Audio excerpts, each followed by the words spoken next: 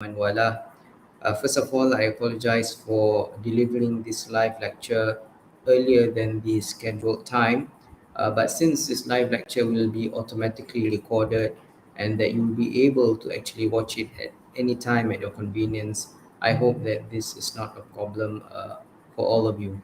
Um, Last week, we covered the topic on the need for verification of hadith of the Prophet Sallallahu Alaihi Wasallam, in which we looked at the division of hadith um, on the basis of the number of transmitters into hadith mutawatir and hadith ahad. Yeah, and we established the fact that when it comes to hadith ahad or akhbar al ahad or solitary reports, there is a need to verify the authenticity of such reports. Yeah, while a hadith which is mutawatir is automatically acceptable. Yeah, it is automatically acceptable. However, when it comes to akhbar al-ahad, solitary reports, there is a requirement or a need to verify the authenticity of such reports. Yeah, and in determining the veracity or authenticity of such reports, there are bound to be differences of opinion among muhaddithun, yeah, among hadith scholars. In this sense, we also drew some similarities between a mujtahid in fiqh and also a mujtahid in hadith, in which both of them have to exercise their ijtihad in determining, as for a mujtahid in fiqh, determining the rulings, yeah, determining the illah for qiyas, etc. And when it comes to a mujtahid in hadith, the scholar is required to exercise his ijtihad in determining the veracity of the narrators in the chain of transmitters. Yeah, and we also looked at the emergence of fabricated hadith or hadith mawdu'. So those were the three subtopics which we looked at last week. So this week, inshallah, we will look at the verification of sanad, in which I will provide you with an overview of two important subtopics. Firstly, al-jarh wa taʿdīl, and perhaps you have heard about this term before. And secondly, al-ruwāt, yeah, and I will introduce you to some of the genres of books or compilations in which we can identify, yeah, the narrators of hadith. So let me share with you the slides a bit larger.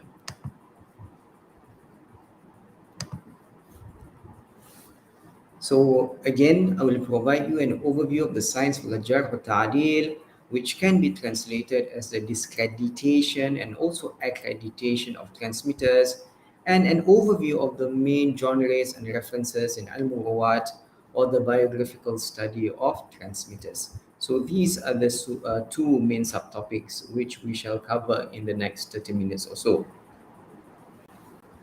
When it comes to the credibility of a transmitter, to establish his or her credibility, yeah, the science or the branch of knowledge of al-jarh wa taʿdīl is very important.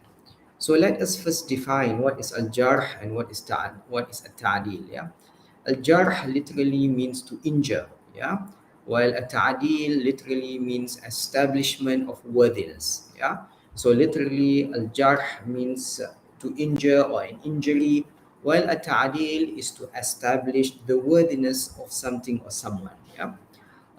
Technically, al-jarh refers to the discreditation of a narrator by providing, yeah, whether he was ever declared a fabricator of hadith or a liar in daily conversation, or whether he was of poor memory, or whether he was ever declared as an unidentified or majhul.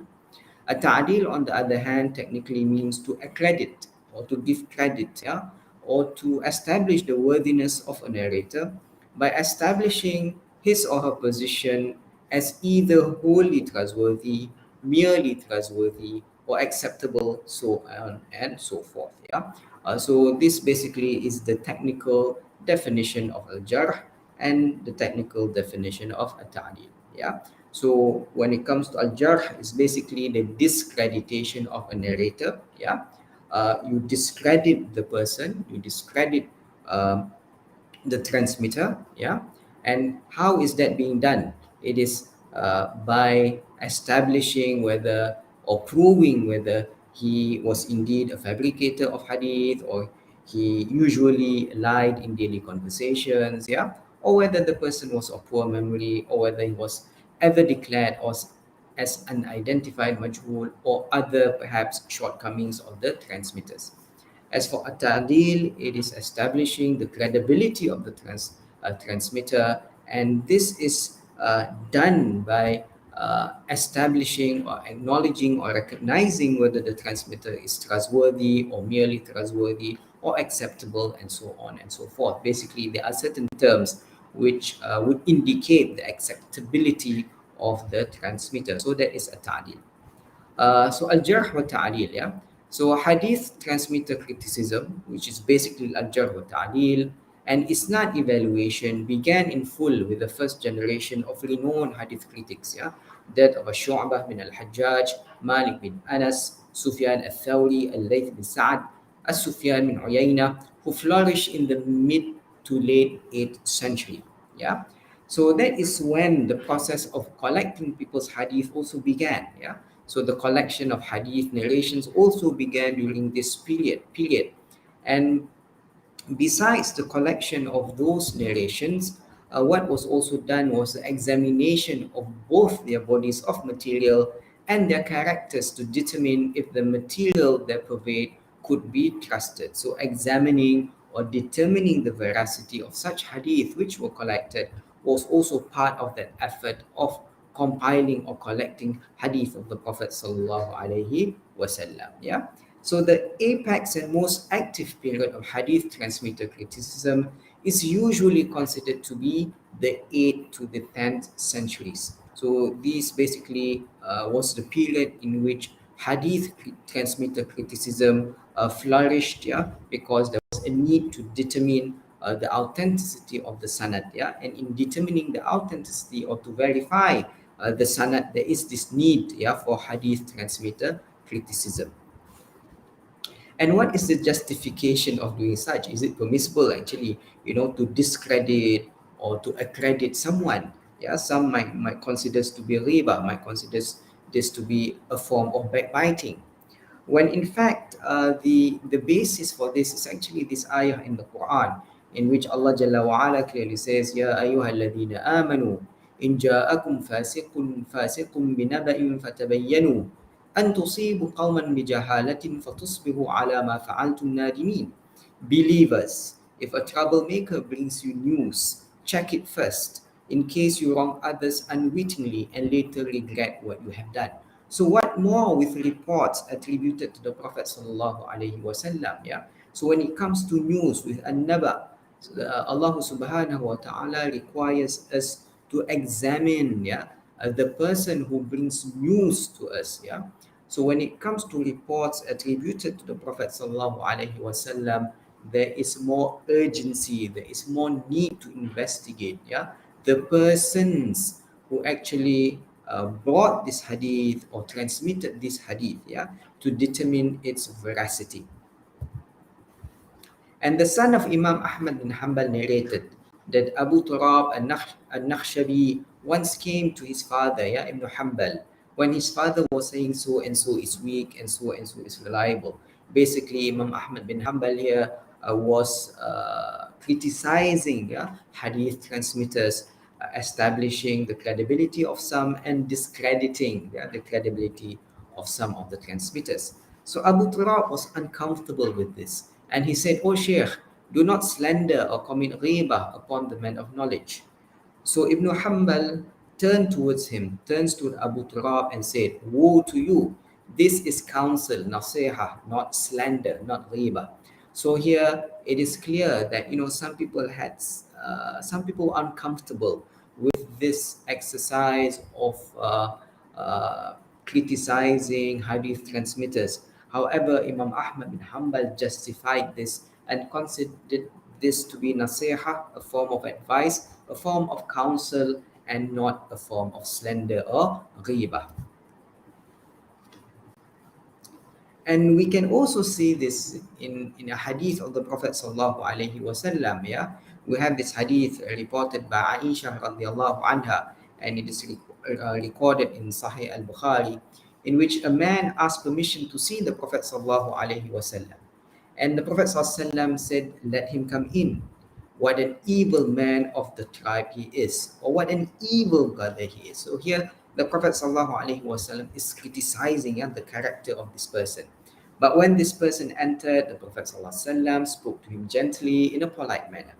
So Aisha said to the Prophet ﷺ, "Ya Rasulullah, yeah, O Allah's apostle, O Allah's messenger, you have said what you have said." Then you spoke to him in a very gentle and polite manner.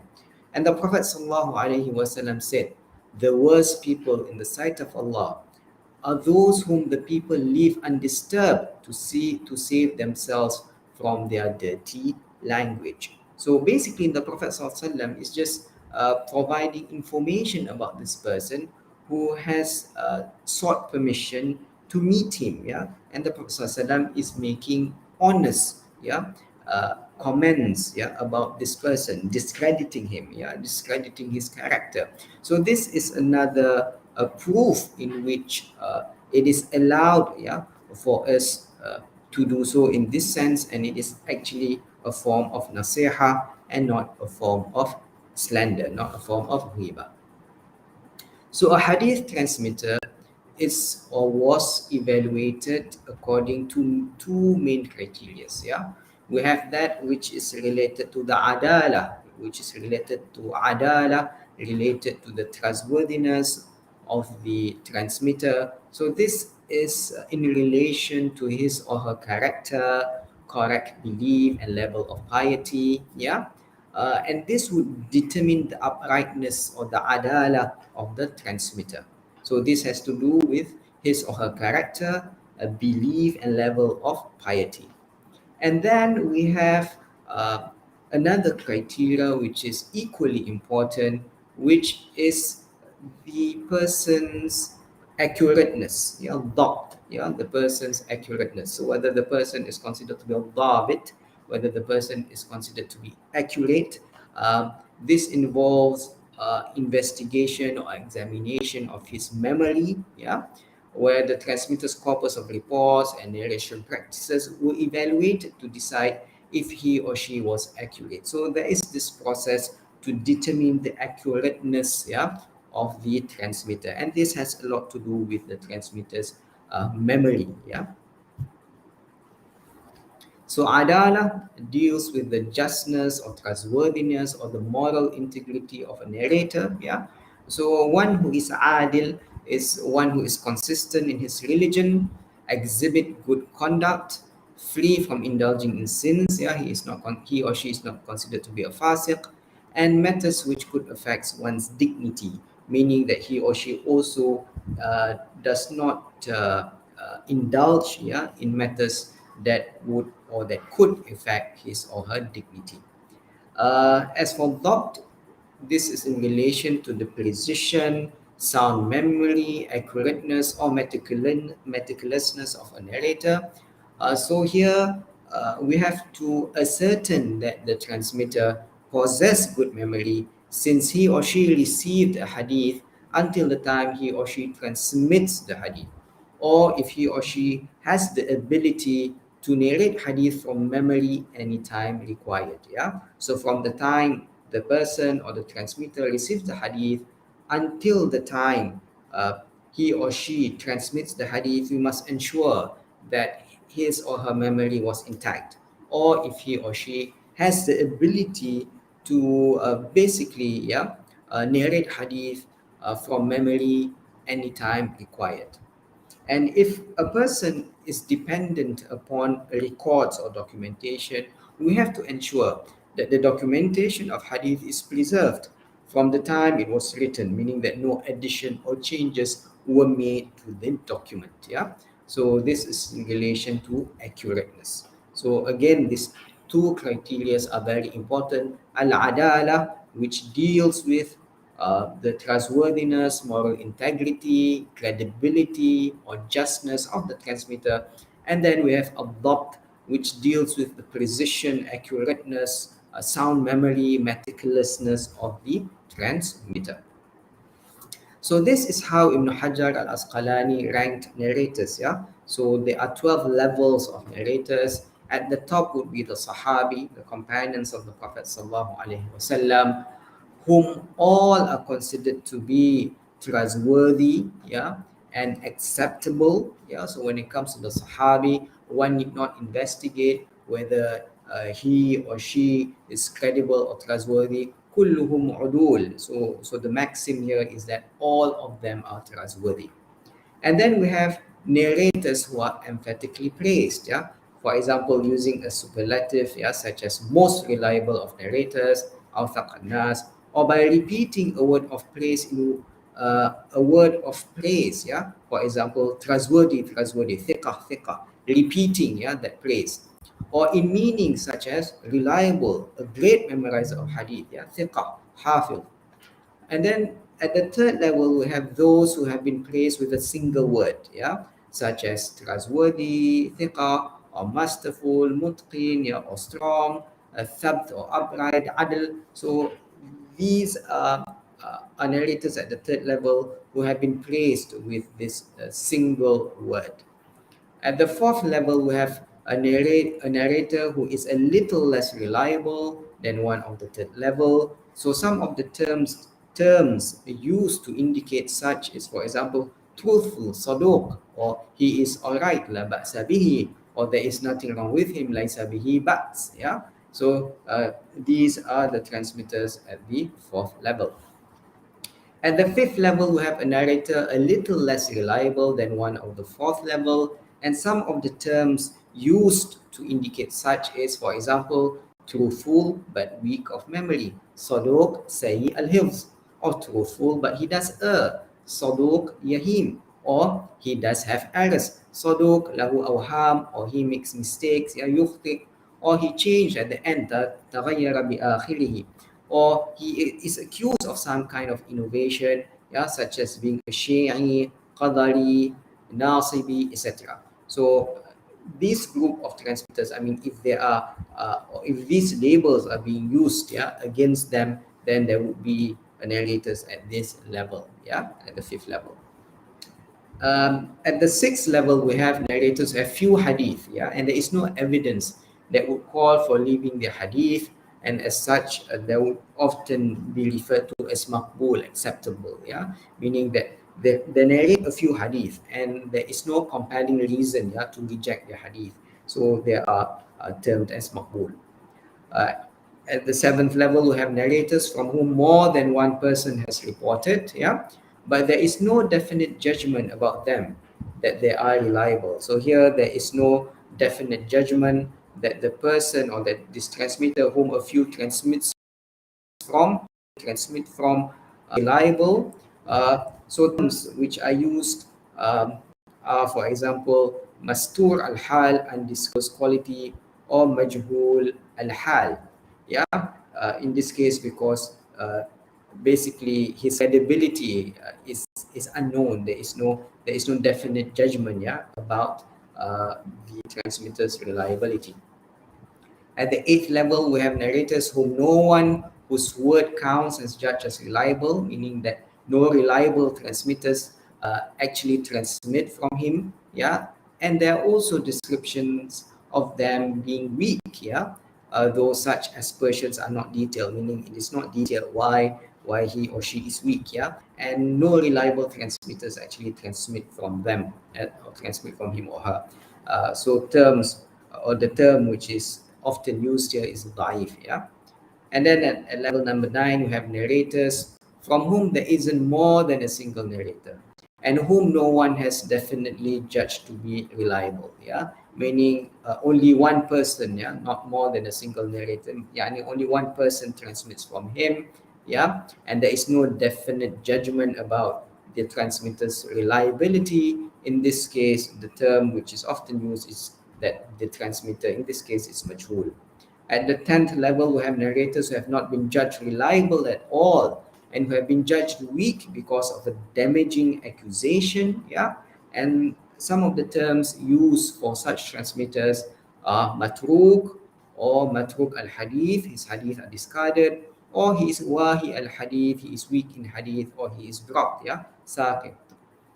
And then we have at level 11 those who have been accused of lying. Yeah.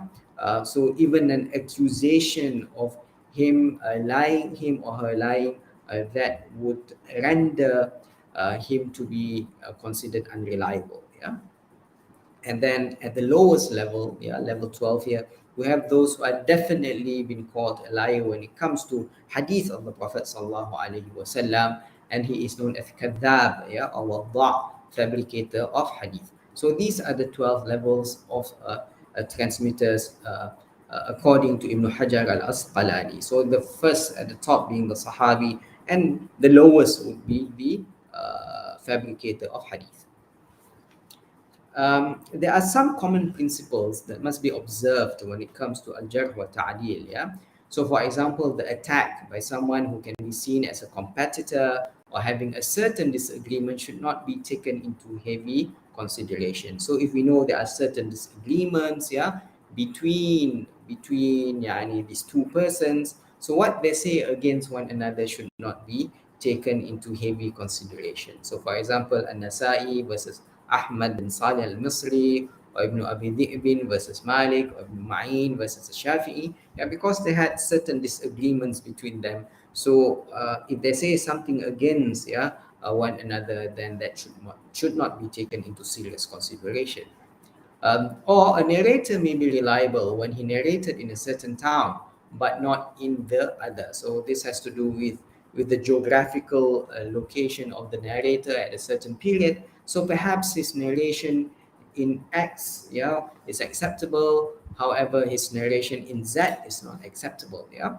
So Yaqub ibn Shaybah, for example, stated that traditions reported by Hisham are reliable except those that are reported through the people of Iraq. Yeah. And Hisham was the one who reported the story of Aisha's marriage to the people of Iraq. If I'm not mistaken, this is in relation to the age of Aisha radiallahu anha, in which there are certain issues when it comes to the actual age of Aisha radiallahu anha when she married the Prophet sallallahu alaihi wasallam. Now let's move on to al-ruwāt. So I've provided an overview of al-jarh wa taʿdīl. So let's move on to al-ruwāt. Yeah. Um, so we have this quote, yeah, by Ali ibn al-Madini, yeah, in which he says, "التفقه في معاني الحديث نصف العلم." Understanding the meaning of hadith is part or half of knowledge. Yeah. وَمَعْرِفَةُ الرِّجَالِ نِصْفُ الْعِلْمِ, and recognizing the narrators is half of knowledge. So it is not only important for one to comprehend or understand hadith in terms of its matan, yeah, inferring from it rulings, etc. But it is also important to recognize. It is also important to recognize, yeah, ma'rifat al-rijal, to recognize the transmitters of hadith.